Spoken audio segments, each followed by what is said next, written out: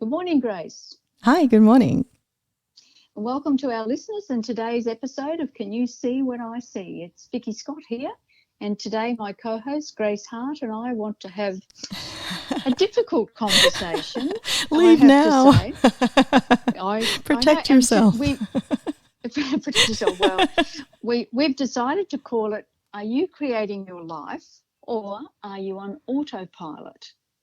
And this has come up, I think, for probably, certainly for Grace and myself. But given what's going on around our world, not just around Queensland or Australia, that in some ways it's like we've been forced onto autopilot without us, even though we've probably chosen it, as we'll talk some more about. Well, yeah, that's the lie, isn't it? That it's been forced rather than we can have choice in even this crazy time. Well, there you go, you see. So tell me some more. What do you think about this, Grace, about being on autopilot? Well, we just had a discussion before pressing record because we didn't know what we were going to talk about today, and you got on the phone, and Vic's always sweet, like, hey, what's up for you? And I went, just super uncomfortable right now. And it just, what's been going on for me personally in these last few days is, and this is what I want to share with you, because I do believe we all do it. So, I've come through a lot of trauma, and it's interesting how we can have statements like, oh, I would create my life if I had more money, or I had more time, or I didn't have to worry about the kids, or, if I had more money. And I really did believe all those things. And now I'm in a position where I have money, I have time, my kids are grown up, and there's an excitement of, wow, now's the time, right? However, with that is a willingness to see where I'm functioning from all my insanity. And I had something happen just recently where a beautiful, beautiful woman, incredibly aware and kind. And anyway, I just popped over to her place, and there was a moment where there was some photographs and recording being done of me. And that's one of my biggest triggers because of my previous life when I was with a high-profile person. I've got resistance and reaction to that, and anything covert, where there's deception or hidden or lies, or not being upfront. And I'm an upfront girl. I'm the sort of person that thrives on someone saying, "Hey, this is what's going on for me. What do you reckon?" Or, and just straight talk. And because this was like a covert recording or filming, I dissociated. And so I'd love these guys listening. Where do you dissociate? What's your narrative that's saying, I'll create my life when, the kids grow up, or I have more money, or have more time? And I'm realizing if I wasn't willing to now get uncomfortable and look at these areas where I am in judgment, because basically I was in judgment of her choice to take a photo or film or whatever she was doing. And because it didn't look how I wanted it to look, I dissociated. I call it the politician's wife came in and just did the blah, blah, blah, the autopilot, Vic, that, you're talking about. Mm-hmm. Yeah. And in that, only in hindsight, I realized when I got home, I was like, wow, there was an awareness there of contribution coming from the other side. And instead of staying with that open door, that part of me that has been really violated and abused with, covert kind of recording or whatever, jumped in the driver's seat. And the minute it did that, I recognized that was me choosing to stay small. That was me choosing to not see the possibilities, and actually me choosing to not create my life. And then I had this huge aha on every time we go into autopilot, that's actually us choosing to not create our life, to make ourselves small and have a small life and be the victim versus being the creator. So ouch, and welcome to today's podcast, Vic. Yes. And, Grace, listening to you, it makes so much sense to me, because on one hand, you can go to that place of justification and say that, why you feel the way you do, because it's not right for somebody just to photograph you without If at you're least going into telling you polarity rather than reading what's truly going on, the right and the wrong of it. And that takes us to the deeper level. But, what's happening in our current place and where we're living is that it's almost like we're in survival mode, and we're going to defend our position from that place of righteousness to the death, literally. And what has struck me about it is that we're dying just more slowly when we decide to have a small life. It's death in slow motion. It truly is death in slow motion. Yeah. And, and I've used the expression around, I'm ready, just show me. I'm not playing small, but, show me what it is that I can do, and I'll contribute. But, as you and I have talked about, that's not from a place of creation. And in a way, it's an excuse for me not to engage, create. Yeah. It's like it's the universe's responsibility. You tell me, I'm just a small little nothing here, and I'll do what you tell me. And it's not true. You are a massive creator, and the universe and you are, one and the same, really. Yeah. So, and I guess it sort of brings me back to a bigger question about who are we, and will the essence of us, and what does that mean, the essence of you, when someone says that? And I know, and you've used it before too, about it's what's left behind when the body is finished, I guess. It's the infinite being. Yeah. The infinite being. And I had a personal experience with that, that when my brother passed away, I was fortunate enough to be with him. And after the rest of the family, his close family, came, I was conscious. It was like he was still there. Now, I didn't think at that thing. I knew he'd passed away, and so I wasn't thinking about him still being there until we sat with him for a couple of hours, and then I suddenly thought, he's gone. And it was a very definite difference in the energy in that room. Yeah. And I couldn't get out of there quick enough. Once I felt that, it was like, it's time to go. And I, so I get that thing around the essence of us is not something you see. It's something that, it is infinite. What that actually means, I don't know. I can't find the words to explain it. I don't know about you, Grace. Can you? About being infinite? I think words so get in the way, don't they? There's an energy. There's an energy that when you meet someone, you can perceive them everywhere. They're not just contained in that body. And that's probably the most I'd want to say about it. Yeah.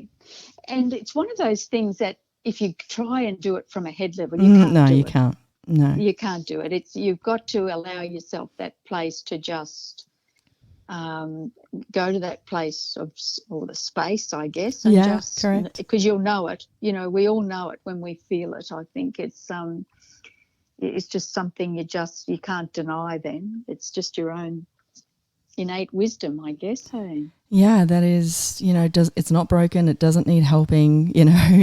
We have either an ability to be present and aware and conscious of what's true, or we're going to dissociate and choose survival and these parts. And, the minute you disengage, then your parts create your life. The parts of your personality will create your life. And yes, sorry, go, honey. You talked a lot about parts, and I'll get you to say some more about that in a minute. But I'm very conscious how the parts can make us lose our compass, and it's like we can get so distracted by them that we're busy trying to placate or do something to please the parts or to make our parts feel more comfortable, because we're not willing to be uncomfortable, to go through that little thing of and I've had an experience myself about feeling really uncomfortable that, oh my God, this could just undo everything that you I've ever might just known. get out of control enough to create your life. That's what's happening to me, and it's like, oh, enjoy the ride, Gracie. Well, yeah, that's great if we can be in that place, and Yeah. it's certainly a much more expansive place to be rather than bunkering down and just waiting for the storm to blow over. Well, that is death, isn't it? That is that death in slow motion. Because I realise now, it's very clear to me that if we're making the story or the interesting, interesting versus interested, when I disassociate, I'll control the narrative and be interesting. And that's just me choosing not to create and generate in that moment. And so when you realise that, you're the only one that can stop it. And it's truly about looking at where you're functioning from insanity. Like, for example, that moment of being filmed, I was very aware then I changed my molecules to be fat and ugly and horrible because I wanted them to separate. I wanted to show them a judgment so they wouldn't choose to engage. And I didn't realize any of this until you're willing to look at it. What was that? What went on there? And you need to be willing to see where you're functioning from. So, whether you're in an argument with your partner or, whether it's the anti-vax stuff that gets you riled or whatever it is, anything that causes you, and when I say you, it's your parts, because the infinite part of you totally gets what's going on and what's required. It doesn't have a resistance and reaction. So anytime you are in any form of resistance and reaction, these are the parts. These are your personalities. It's not real. You can change anything when it's a personality. It's not you. But when you fight for the rightness of that, and that's what happened immediately. Like as soon as I saw I felt, because I'm pretty freaking aware. So when I felt that filming, I was like, boom, I left the building and unconscious to create the same patterns of disharmony to maintain the smallness of my life. But now that you see it, you can't unsee it. So then you have choice, and actually I've chosen to have a session with this person so I can actually go enough because I'm done. I'm done dissociating with this in this way. Yes. But you need and to, you're done playing small. Yeah, exactly. And there was also a cognition as well as an awareness of, I've already chosen and I'm going down the hill. So let's make this as smooth as possible without being too insane on the way down, right? And there's only a couple of things that I really do insanity on, and this is one of them, where people film me or do covert stuff. And then I had the awareness of, oh my God, that's what I do. I'm like willing to contribute to someone secretly. I don't want them to know. Like I have pictures of people on my iPhone, my iWatch, that every time I move my wrist, they come up. And my thing is when I see them, there's an actual like contribution going on, like, oh, they're there, let me contribute, because I don't look at it all the time. So every time I just happen to look at it.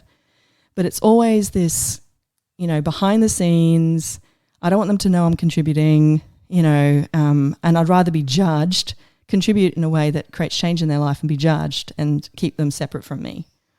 And, it's that safe distance that we all get to. Well, enough of that. Let's dive in and really look at it and change it. And, those listening, if you're going into wrongness, like I know I shouldn't be in this relationship, but I am, and it's uncomfortable, please don't go into the rightness or wrongness. Acknowledge that what you're choosing, you're choosing to stay in a relationship that's not working for you, and lean into that uncomfortableness and what else is truly possible. And, don't let your parts take over and just be that space of possibility. Because when you have, allowance, when you're willing to be in allowance, like I was in allowance, actually it was around the other way. This beautiful woman, she totally got what was going on, that I'd left the building, right? Gracie's out and now we're dealing with just stupidity, Gracie, right? But she was in total allowance, and it was this sweet kindness. And I was, with her being in allowance, allowed me not to resist and react to my judgment of me around you're behaving in a way that doesn't work for me, and why can't you behave this way so I can receive you? This is the insanity. Yeah. But you've got to look at what's insane about you, and not from a wrongness. You know, we all choose stuff for whatever reason, and I've got lots of reason and justification on why, you know, filming me covertly is going to rub me up the wrong way, you know, or trying to contribute to me through the ethers rather than just getting on the phone going, okay, you ready? Let's talk, you know. I much prefer that. However, what this has done is made me realize all the areas that I'm covert. I'm secret, you know, I'm keeping the greatness of me hidden. And I just want everyone to listen, like, you know, you choosing to play small or stay in a relationship you don't want to stay into, or, you know, choosing hypervigilance versus being present is all the ways that we are actually choosing to not create our life. We're choosing death in slow motion instead. And don't get into rightness and wrongness about it. Just lean into it and what else is possible, and be that space. Because when this woman was in allowance of me, there was a space there. And because there was a space there, I was able to see the insanity of what I was choosing in that moment. Wow, isn't that interesting that I'm choosing resistance reaction and creating my molecules to be ugly, fat, and uninteresting versus what is this here? What do you know, what's going on? Talk to me. Yeah. You know, that brings me to that thing about, well, connection of, you know, we are all one. Yeah. But we spend our lives trying to be separate. And I'm only laughing because that's me, Lone Wolf Gracie. Well, not anymore, but you know, yeah. I would offer that many of us actually live like that. You know, we show one face to the world, and then we show another when the door is closed, and it's just us in the room, basically. So, you know, I just think it's generations of probably a survival protective mechanism, but the more conscious we all become, the harder that is, because, and it is going to be uncomfortable, because it does mean being vulnerable. Yes. It does mean, Yes. And, you know, what you shared before, you had to be willing to be vulnerable, to Correct. say, oh, ouch. And grateful, and a space of gratitude, you know, and trust. Because the one thing, there's not many people that I truly trust, and I'm changing that. I'm actually choosing now to ask the universe to show me. And it was beautiful to bear witness to this woman that I did actually have trust, that she is kind, and, you know, that anything she chooses there is from a place of what else is possible and what could be greater here. You know, but there's also, you know, the issue of energy and knowing, following, you know, our own truths. To thine own self be true, is a saying, but there is a time and a place to trust that. That's there are some people or places that just aren't safe for you. Yeah, well, trust. Yeah, trust isn't really blind trust. Trust is like, I can't remember Oprah's friend, her name, but she basically said, you know, when someone shows you who they are, believe them the first time. So, you know, Angelou? Yes, that's it. That's who it was. Well done, you. Yay. Thank you for that. Yeah. And so, you know, if you're with someone and they're an alcoholic and, you know, you ask the question, truth, you know, are they going to change this? And you get no, you need to trust that, you know, or you can trust that person's going to put the toilet seat up or down or whatever it is, you know, like, and not make it right or wrong. Just, trust that. Trust that you actually do have the awareness. But that's, you know, when you develop that, when you actually, because particles and waves are there at the same time. So your insanity and the space of your being is there at the same time. It's just what you choose to focus on. And I know that with PTSD for myself, what became more of the focus was the particle, you know, i.e. the trauma or where the intensity was versus creating my life. I love that, because that puts us in the driver's seat of our own life, doesn't it? And we're don't not want that. Impact. We actually don't want that. When you actually, you've got to be willing. We do. Pardon? We say we do. Yeah. We're aware of a different possibility that we would love, but it just, there's so much narrative and insanity and stupidity going on, unconsciousness going on, that we've bought the lie we can't have it, or that it's coming, or that when this happens, that will happen, you know. And I was very much everywhere that you're not willing to just have total receiving. That's where, for me, it's about receiving everything, having that vulnerability to receive everything. The good, the bad, and the ugly. Yeah, with no right or wrong, you know, or good or bad. Yeah. Because once you bring your awareness to that, you then have a choice. Yes. We always have the choice, but we're then willing to create our life. Yeah, you've just nailed it. Because if you believe that you don't have a choice, or you can only have a choice when, you know, you lose weight or you whatever, right? And you have money or whatever. Exactly. Yeah, your story. It's what I've noticed for me is when I buy that is truly me.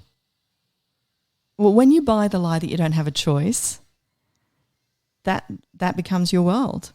You don't have a choice.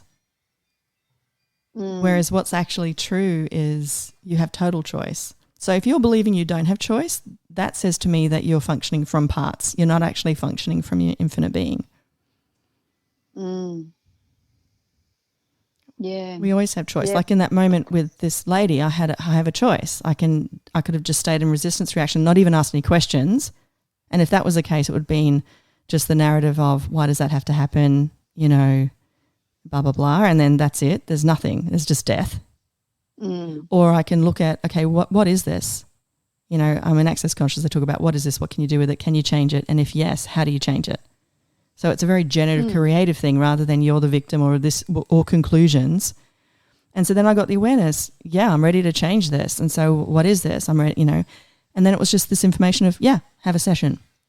So if you're in the creation of it, you're always going to have choice.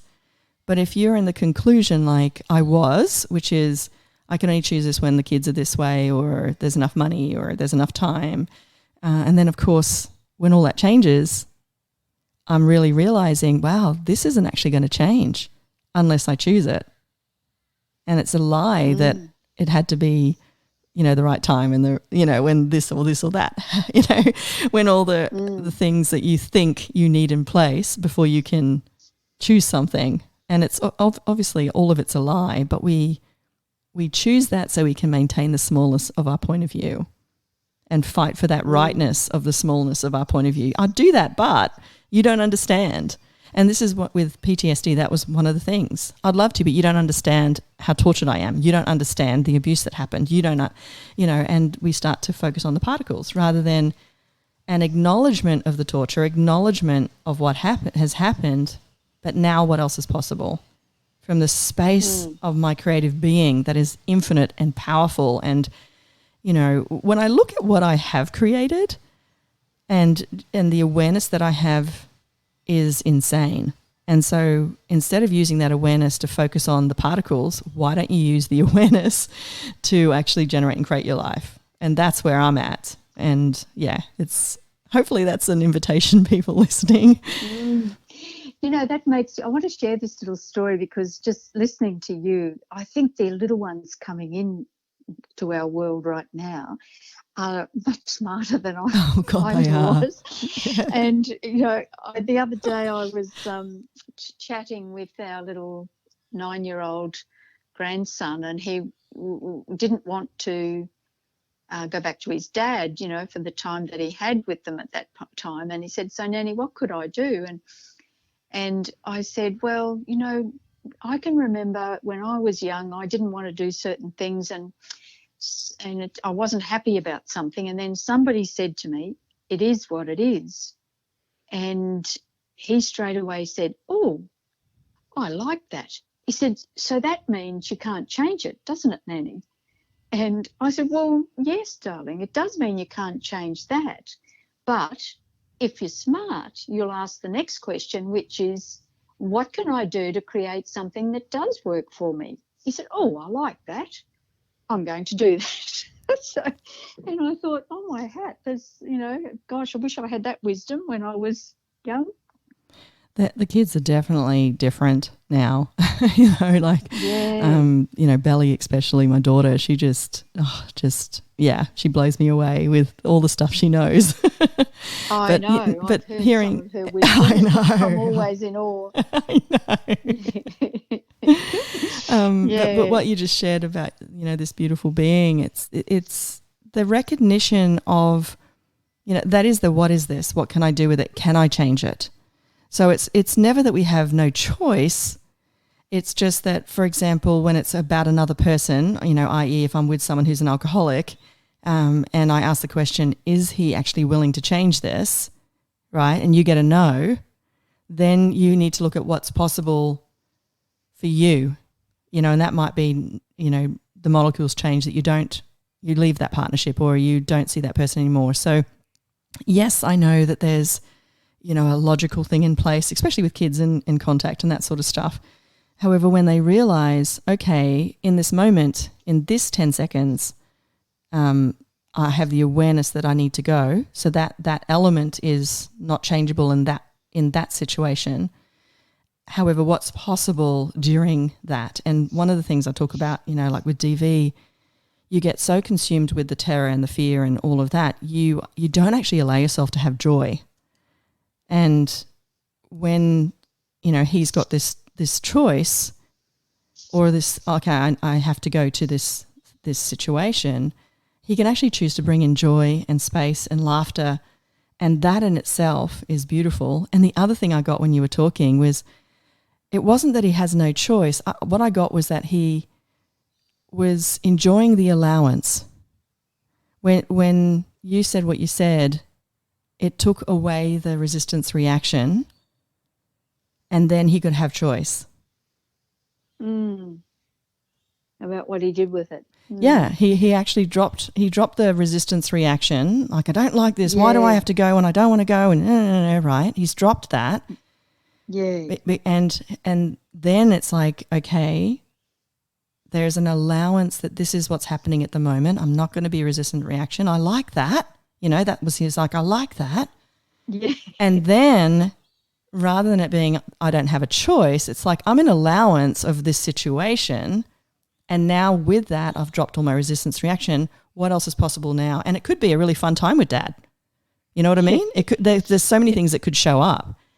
But when he's got the narrative going, oh, I don't want to, then, you know, it stops all possibilities. And that could also mean a possibility where something changes and the dad's not available and he doesn't have to see his dad. Like, that, you know, until you are willing to get out of resistance reaction and be in allowance and gratitude are two things that, and vulnerability and trust, all of that. Oh my gosh, so much.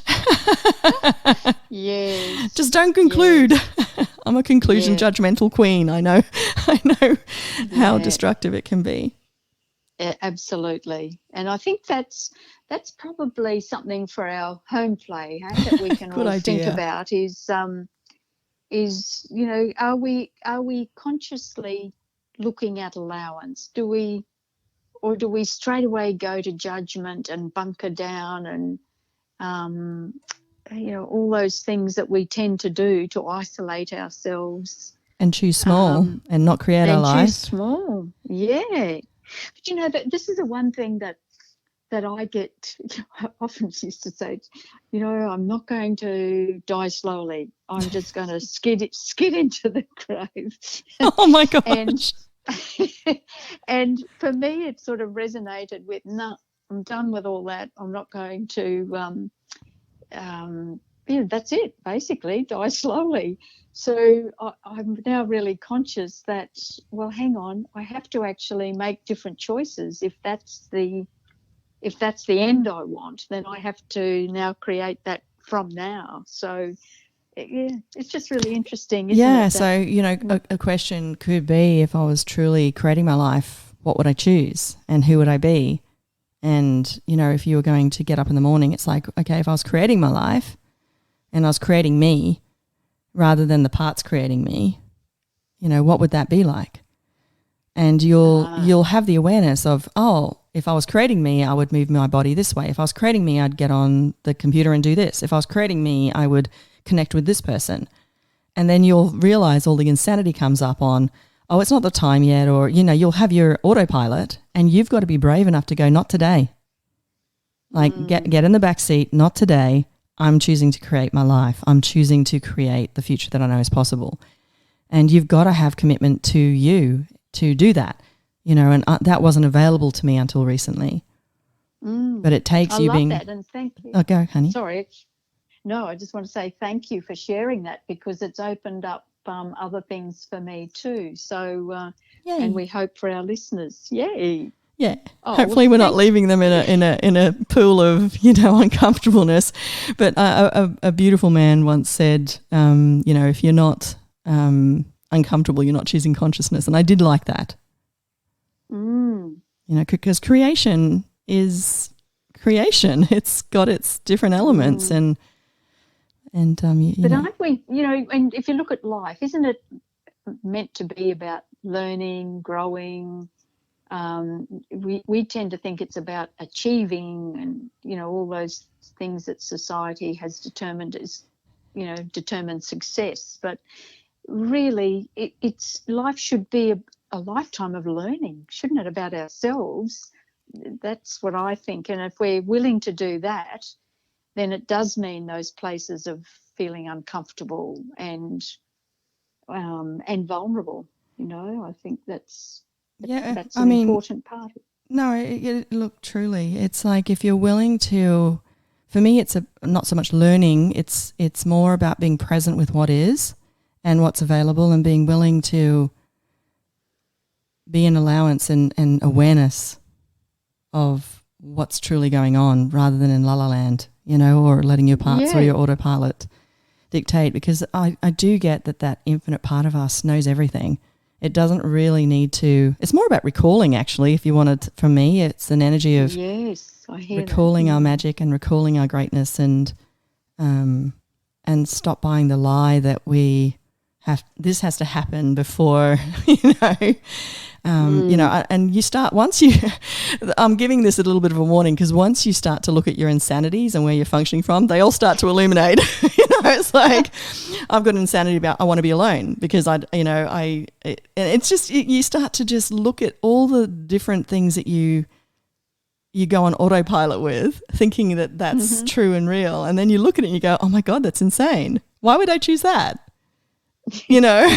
And I heard my son say something about money. It's like, money doesn't mean anything to me. And I said, I know that, but you just help someone. He's given someone a car, and he's assisted financially with someone else, and I said, did that make you feel good? He goes, oh yeah, it was so great to do. And I said, well, isn't that money? And I said, are you willing to have money so you can help others? And he just went, oh, it's just this. Whereas if he's got a narrative, I don't want money, I don't need money, but then he's also got the desire to, he's doing marine biology, 4 years something course in another part of the world, and he wants to change the world, literally. He's passionate about marine biology and the animals in the oceans, and I said, imagine if you had a huge amount of money, what could you create with that? And he's like, oh, I never thought of it that way. He was just looking at it for himself. Yes. So, yeah. So all the lies that we tell each other, and tell ourselves. We take them on. Oh, that's lovely. Exactly. Well, thank you, Grace, very much for Vic. sharing that wisdom today. It's lovely to chat with you. And thank you for suggesting this, because we truly didn't know what we were going to talk about today until moments beforehand. And I'm truly so grateful for you in my life. Thank you. Yes, and right back at you, my sweet. Take care. Have a great day. Yeah. Hey? All right, guys. I'll catch you next week. Bye. Bye.